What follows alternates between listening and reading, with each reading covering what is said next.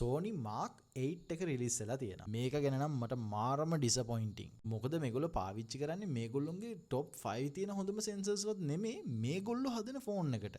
හොඳම වැඩේ කියන්නේ මේක ලේසි පාසු ගානකුත් නෙමෙයි. මේක $1000කටත් වඩා වැඩි මේ ෆෝන් එක. Vivo, Oppo වගේ මේ වගේ competitors ලට මේගොල්ලොන්ගේ sensors දෙනවා 1-inch sensors.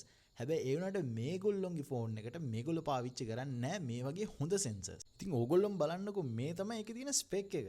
ඕගොල්ලන්ට පේනවා primary lens එකට විතරක් 1 in 1.35 lens එකක් දාලා ඊට පස්සේ අනිත් දෙකටම 1 in 1.56 sensors දෙකක් තමයි තියෙන්නේ. ඉතින් අපි අනිත් පැත්තට මෙහෙමම ගිහිල්ලා අනිත් competitors බැලුවොත් Apple ලත් hina වෙනවා Sony ලට. මොකද Apple ලගේ sensor එකත් ඊට වඩා ලොකුයි.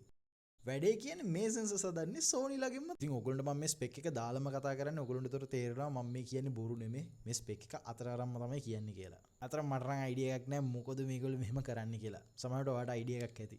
comment section එකේ දාන්න. මගේ නම කුමාර්